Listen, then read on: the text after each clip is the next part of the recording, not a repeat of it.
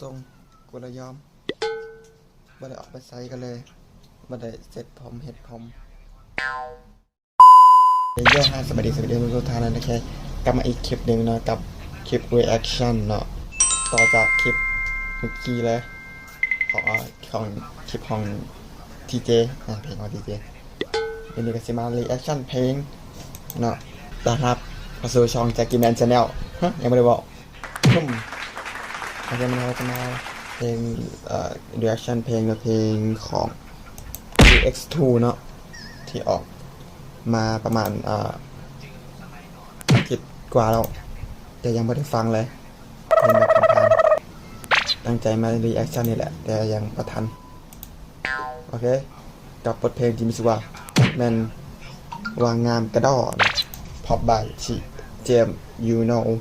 on the beat เขียนโดยแต่งโดย GX2 เนาะบีทก็ G เจมวิดีโอก็ G เจมมิกยังต่างๆกับ G เจมG เจมG เจมG เจมตอนนี้ก็ล้านจะ100,000 วิวแล้วเด้ออกมาวันที่18ไปกันเลยดีกว่า2 1ให้ถึกเลยเว้ย let's go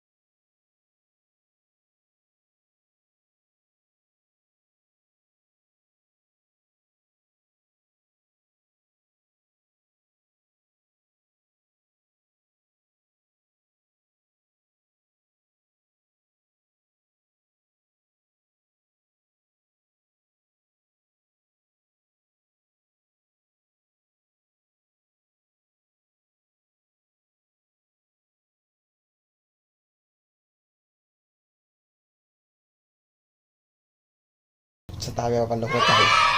โอเคกระจกลงไปเนาะกับเพลง JMSY ทางแมนงามกระดอของ X2 ดีจัดบอยบ่มีเนื้อเพลงไงเบิ่งวะไม่มีเท่าค่ะนี่แหละบ่มีอย่างที่สรุปจะไปเบิ่งที่ตามได้น่าจะติดมาแฮงนำคือว่าเห็นแบบผ่านๆมั้งอาจารย์นะโอเคแต่ภายในคลิปนี้ว่าคลิปไหนยิ่งจะกดไลค์กดแชร์กด Subscribe ในกันจันในกันเฮ็ดคลิปต่อไปแต่คลิปแม่คือมาอีกบ้านนึงเพื่อเจอกันใหม่ในคลิปต่อไปเนาะโอเค